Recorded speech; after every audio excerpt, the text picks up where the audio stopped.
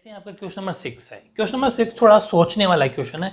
इसके अंदर वैल्यू आपको आधी दे रखी है, आधा हमें दिमाग लगाना है और इसको सोल्व करना है।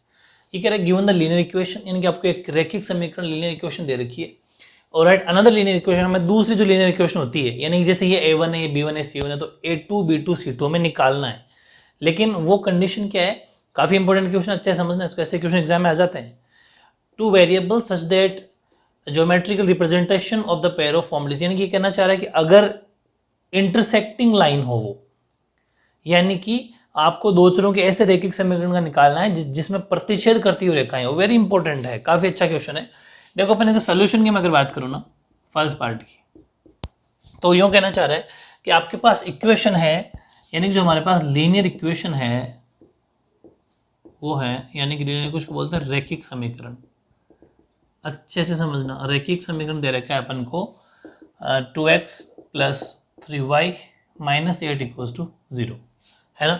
ये हमें दे रखा है और इसको अपन क्या करेंगे, इसने क्या कहा फर्स्ट टाइम, क्या प्रतिच्छेद करती रेखाएं हो, इंटरसेक्टिंग लाइंस, यानी कि हो क्या इंटरसेक्टिंग लाइंस हो। अच्छे से समझना, इंटरसेक्टिंग लाइंस का मतलब प्रतिच्छेद करती लाइन हो, करती रेखाएं हो। एक बात बताओ, इंटरसेक्ट कब करती है, जब A1/A2 not equals to B1/B2। आगे जाने की जरूरत ही नहीं है, मैंने आपको बताया भी था। चाहो तो नॉट इक्वल्स टू या फिर इक्वल्स टू C1 C2 कर सकते हैं, लेकिन उसको आगे जाने की जरूरत हमें है भी नहीं, इतना सा ही हमें दिखाना है। ये कब होता है, जब लाइन इंटरसेक्ट करे तब हम ये फॉर्मूला यूज करते हैं। आपको पता है मैंने स्टार्टिंग फर्स्ट वीडियो इसी का बनाया था। तो अब देखो हमारे पास अगर ये दे रखा है तो इस अकॉर्डिंग अपने इसको कंपेयर करें, कंपेयर विद A1x A2y और C1 एंड A2x, यहाँ पर भी A1y है, A2y और C2, इससे अगर अपन तुलना करें, कंपेयर करें, तो हमारे पास क्या है, हमारे पास A1 की वैल्यू है 2, B1 की वैल्यू है 3, C1 की वैल्यू है -8, लेकिन A2 नहीं, B2 नहीं और C2 नहीं, नहीं है ना। ठीक है, अब हमें ऐसी वैल्यू लेनी है जो इसको फुलफिल कर दे, मतलब इसकी बात मान जाए। समझ पा रहे हो, हमारे पास A1 की वैल्यू B1 की वैल्यू है, A1 की वैल्यू है 2/A2, A2 का A2 not equals to B1 की वैल्यू 3 और B2। ये समझ में आ गई आपकी बात। अब हमारे पास A2 और B2 की वैल्यू हमारे पास नहीं है, तो A2 और B2 की ऐसी वैल्यू रखनी है जो आपस में इक्वल नहीं हो। जैसे 2 और 3 आपस में इक्वल नहीं है, वैसे यहाँ पर भी वैल्यू आपस में इक्वल नहीं होनी चाहिए, नॉट इक्वल। तब ये इस फर्स्ट वाली बात को जो उसने कही ना, इस वाली बात को फुलफिल करेगा, इस बात को मानेगा। ये हमें समझना है। तो बताओ ऐसी क्या वैल्यू रखें। हालांकि यहाँ पर आप कुछ वैल्यू रख सकते हो, यहाँ पर कोई ऐसी कोई पाबंदी नहीं है, बस फॉलो करना चाहिए इसकी बात को। ठीक है, तो बताओ हम क्या रखें A2 की वैल्यू। जैसे यहाँ पर 2 है तो यहाँ पर आप ऐसी वैल्यू रखो, सपोज आपने 5 रख ली, कोई फर्क नहीं पड़ता। नॉट इक्वल्स टू 3 है तो यहाँ पर B2 की वैल्यू क्या रखें, बस आपस में इक्वल नहीं होना, जैसे 7 रख लो, 9 रख लो, 8 रख लो, कोई सी भी रख लो। लेकिन एक बात का ध्यान रखना कि यहाँ पर आप सोच रहे हैं कि मैंने आपको 5 और 7 रखा दिया, लेकिन एक बात का ध्यान रखना, इस A2 की वैल्यू कभी भी, ऐसी कंडीशन की बात कर रहा हूँ, इस क्वेश्चन की बात कर रहा हूँ, यहाँ पर लिख सकते हो वेयर, जहां A2 बराबर नहीं होना चाहिए 0 और 2। मेरी बात समझ पा रहे हो कि 100% गारंटी है ये। A2 की वैल्यू 0 नहीं होनी चाहिए, 0 होगी ना तो ये 0 अब उसको भी 0 कर देगा भाई, 0 का किसी नंबर में डिवाइड करने पर 0 हो जाता है, तो इसका मतलब दोनों इक्वल हो जाएंगे। और ऐसा कैसा B2 की वैल्यू भी नहीं होनी चाहिए 0 और 3, क्योंकि 3 रखेंगे 3 से 3 कट जाएगा, सेम रेशियो आ गया, 2 से 2 कट गया, सेम वैल्यू आ गई। 0 रख दिया तो 0 0 बन जाएंगे, 0 से 0 बन जाएंगे, सेम आ गया, जबकि हमें सेम नहीं दिखाना। ध्यान समझ में आ रही है आपकी बात, यानी कि इक्वल नहीं होना चाहिए। 2 रख देंगे तो 2 से 2 कट जाएगा, फिर क्या यहाँ पर 1/1 आ गया, यहाँ पर भी 1/1 आ गया अगर 3 रख देंगे तो, फिर 0 रखेंगे तो इसको भी 0, इसको भी 0, तो 0 0 बराबर आ गया, जबकि हमें नॉट इक्वल दिखाना है। तो ये बात भी आपको लिख के आनी है कि A2 की वैल्यू 0 और 2 नहीं होनी चाहिए इस क्वेश्चन में, और B2 की वैल्यू इस क्वेश्चन में 0 और 3 नहीं होनी चाहिए। इसका मतलब जो सेकंड जो अनदर लीनियर इक्वेशन बनी, देयरफॉर अनदर लीनियर इक्वेशन, अतः दूसरी या फिर हाँ दूसरा रैखिक समीकरण, ठीक है, वो क्या हो सकता है बताओ। पॉसिबिलिटी क्या है, हमने A2 क्या माना, देखो मेरी बात सुनो, A1 B1 C1, अब हम क्या रखेंगे A2 का मतलब 5x भाई, क्योंकि यहां पर भी तो x है, A1 2x तो 5, जो A2 की वैल्यू वो x वाली वैल्यू होगी, प्लस कुछ भी ले सकते हो। फिर आता है B2 हमने क्या लिया 7, तो 7y प्लस या माइनस कुछ भी। C2 यहाँ पर क्या है, C1 क्या है -8, C2 क्या लेना है कुछ भी, क्योंकि वो भी नॉट इक्वली है, नॉट इक्वली, हालांकि मैंने C2 दिखाया ही नहीं, लेकिन इक्वेशन जब बनानी है तो ले सकते हो।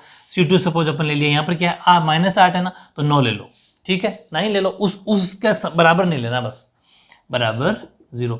ये इसके अंदर आपके कोई आप मन मर्जी कर सकते हो, इस वैल्यू के अंदर कोई सी भी ले सकते हो, लेकिन जो यहाँ ली थी वो तो A2 B2 की जरूर लिख देना, और C2 की आप कोई सी वैल्यू रख सकते हो।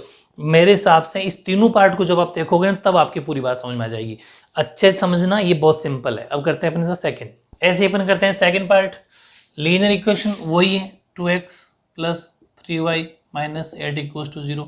इसको अपन कंपेयर अगर करेंगे, compare with a1x b1y c1 and a2x b2y c2, इससे जब तुलना कराएंगे तो a1 होगा अपना 2, b1 होगा अपना 3, c1 होगा अपना -8, ठीक है, ये बात हमें परफेक्ट समझ में आती है। अब उसने क्या कहा, सेकंड बात है समांतर रेखाएं हो, पैरेलल लाइंस, यानी कि हमारे पास क्या हो, इफ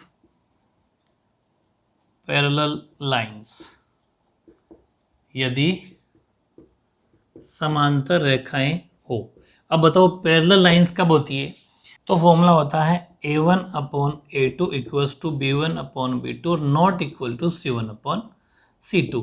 ये हमें ध्यान रखना है, ये फॉर्मूला अपने स्टार्टिंग में लर्न कर लिए थे। तो अब समझो बात, a1 की वैल्यू है 2/a2 इक्वल्स टू b1 की वैल्यू है 3/b2 not equal to c1 की वैल्यू -8, c2 की वैल्यू नहीं है। अब देखो ये सिंपल सी बात है कि यहाँ पर हमें इन दोनों को बराबर दिखाना है, इक्वल दिखाना है। तो यहाँ पर अगर अपने ये सोचें कि ये a1 की वैल्यू और ये a2 की वैल्यू है, यहाँ पर 2 और ये 3, 1 मिनट के लिए ऐसा मान लो कि 2:3, समझ पा रहे हो। इसका मतलब यहाँ पर 2 और 3 है, तो a2 b2 की वैल्यू भी 2 और 3 के रेशियो में मिलानी है। रेशियो का मतलब मैं चाहूँ तो रेशियो निकाल सकता हूँ, कैसे निकाल सकता हूँ, इन दोनों से, कि 2/a2 इक्वल्स टू 3/b2, इसको मैं क्रॉस मल्टीप्लाई का मतलब है b2 को ऊपर भेज दिया, a2 को नीचे रख लिया, तो 3.2, यानी कि अगर मैं चाहूँ तो a2 और b2 का जो रेशियो लिखना चाहूँ ना, तो ये आपको पता है a2 का रेशियो है और वो b2 का रेशियो है, तो यानी कि वैल्यू में 2:3 के अनुपात में चाहिए, 2:3 में चाहिए। ये करने की जरूरत नहीं है, भले मत करना, कोई बात नहीं, लेकिन मैंने आपको समझाने की कोशिश करी है कि 2:3 में लाना है। इसका मतलब हम a2 की वैल्यू अगर चाहें ना, तो a2 की वैल्यू रख सकते हैं सपोज 4 और b2 की वैल्यू रख सकते हैं अपन 6, ठीक है। कहने का मतलब है सोल्यूशन निकल के 2:3 आना चाहिए। जैसे मैं इसको अगर काटना चाहूँ 2 की टेबल से, तो आपको पता है 2 2 सॉरी 6 नहीं रखा गया 6, ये 2 की टेबल से कट जाएगा, 2:3 आपको पता ही आ रहा है, 2 की टेबल 2 दूनी 4 और 2 3 6, 2 2 4 2 3 6, यानी कि ऐसी वैल्यू रखनी है जो 2:3 में आ जाए, बात खत्म। दूसरी बात आती है C2 की। अब C2 की वैल्यू नहीं होनी चाहिए इस B2 के बराबर में, जैसे कि ये इसके बराबर नहीं है, -8 है, क्योंकि ये चीज नहीं होगी तभी वो पैरेलल होगी। तो यहां पर आप C2 की वैल्यू कुछ भी रख लो, जैसे 9 रख लो, चलो ठीक है, जैसे ये 9 अगर अपने रख लिया, तो यहां पर क्या वैल्यू निकल के आएगी, कि रख के बताता हूं, कि जैसे 2/a2 की जगह अपन रखा 4, 3/b2 की जगह अपन रखा 6, नॉट इक्वल टू c1 -8 है, C2 अपन रखा 9, ठीक है। तो जैसे ये 16 होगा तो 16 होने पर ये 1/2 आया, ये भी 1/2 आया, ये नॉट इक्वल टू -8/9 आया। तो कहने का मतलब ये फुलफिल हो रहा है ये वाला फॉर्मूला, ठीक है, बस इस फॉर्मूला ही फुलफिल होना चाहिए, नॉट इक्वल रहना चाहिए, बाकी कोई बड़ी बात नहीं है। तो ये था आपका सिंपल। अच्छा, अनदर लीनियर इक्वेशन लिखनी है आपको, तो वो अपन लिख देंगे therefore another linear equation is, अतः अन्य रैखिक समीकरण, और वो क्या बन जाएगा, देखो a2 की वैल्यू कितनी है 4, तो 4x, b2 की वैल्यू कितनी है +6y, और c2 की वैल्यू कितनी है 9, तो +9 बराबर 0, ये बन जाएगा। ठीक है, कोई टेंशन लोड नहीं लेना, ये मन से वैल्यू रखी गई वैल्यू होती है, कोई गलत नहीं है, बस ध्यान क्या रखना है, अगर ऊपर जो रेशियो वो नीचे आना तभी तो बराबर होना चाहिए, कुल मिला के ये तो बराबर होना चाहिए और ये नॉट इक्वल आना चाहिए। ठीक है, सिंपल सा क्वेश्चन था, पार्ट सेकेंड। ऐसे आपका थर्ड पार्ट है, लीनियर इक्वेशन वही वापस यूज करेंगे, कंपेयर विद तुलना A1 A2 B1 B2 से करानी है अपन को। तो A1 की वैल्यू वही अपने पास 2 है, B1 की वैल्यू अपने पास 3 है और C1 की वैल्यू अपने पास -8 है। ठीक है, और इसके बाद में अपन को क्या करना है, उसने कहा क्या कि कोइंसिडेंट लाइन होनी चाहिए, है ना। तो कोइंसिडेंट लाइन को हिंदी में बोलते हैं संपाती रेखाएं होनी चाहिए। ठीक है, संपाती रेखाएं, तो संपाती रेखाएं कब होगी, ये बहुत इंपॉर्टेंट बात है। तो A1/A2 बराबर B1/B2 बराबर C1/C2, मतलब जब तीनों इक्वल होगी तो वो कोइंसिडेंट लाइन या फिर संपाती रेखाएं होगी। ये बात हमें पहले से ही पता है, ये होनी भी चाहिए, पता नहीं होगी तो फिर करेंगे कैसे। अब A1 की वैल्यू 2 है अपॉन A2 नहीं है, B1 की वैल्यू 3 है अपॉन B2 नहीं है, C1 की वैल्यू -8 है, C2 नहीं है। ठीक है, अब हमें ये ध्यान रखना है कि तीनों आपस में इक्वल हो जाए, और इक्वल कब होगी तो वो हमें ध्यान रखना है। अब अगर अपन यहाँ दोनों के बीच में बात करें तो इन दोनों के बीच में जो रेशियो है वो 2:3 का है, पक्का। अब यहाँ पर भी वही आना चाहिए, तभी तो तीनों बराबर होंगे। मेरी बात समझ पा रहे हो, यानी कि सोचें अगर अपन तो 2A2 की वैल्यू अपन सपोज रख लिया 4, ठीक है, A2 की वैल्यू 4 रख ली, B2 की वैल्यू हम रख लेते हैं 6 और C2 की वैल्यू क्या रखें, देखो यहाँ पर 2:3, ठीक है, और वही वैल्यू उधर आनी चाहिए। कहने का मतलब यहाँ पर 2:3 है तो वहाँ पर भी वही रेशियो आना चाहिए 2:3। तो यहाँ पर अपन ने रखा, जैसे ये रखा मैंने 1 मिनट के लिए 2/4, सॉल्व कर दें साथ का साथ फिर पता चल जाएगा 3/6। कहने का मतलब सिंपलेस्ट कर रहा हूँ मैं इनको तो 1/2 निकल के आ रहा है, सिंपलेस्ट कर रहा हूँ तो 1/2 निकल के आ रहा है, इधर भी 1/2 निकल के आना चाहिए। समझ पा रहे हो, इसका मतलब C2 की वैल्यू क्या रखेंगे, -16। ये मत गलती कर देना, क्योंकि -8 तो यहाँ पर है और C2 जब हम -16 रखेंगे तो माइनस है, माइनस कटना भी चाहिए, बिकॉज ये वैल्यू प्लस में आ रही है तो रेशियो भी प्लस माइनस में फर्क पड़ जाता है, ध्यान रखना। ठीक है, तो यहाँ पर भी 1/2, कहने का मतलब इसका जो अनदर लीनियर इक्वेशन बनेगी वो क्या बन सकती है, therefore another linear equation is, वो बन सकती है 4x + 6y -16 = 0। मेरी बात समझ में आ गई। अतः अन्य रैखिक समीकरण वो क्या बन सकता है, 4x A2 6y B2 और -16 C2, ये बन सकता है, सिंपल है। तो इस तरीके से जो क्वेश्चन नंबर 6 था काफ़ी इंपॉर्टेंट है, क्योंकि ऐसे क्वेश्चन जो एनालिसिस वाले क्वेश्चन होते हैं जो अपन को खुद के सोच के करने पड़ते हैं, एग्जाम में बहुत बार आए भी हैं और आ जाते हैं। ठीक है, ओके।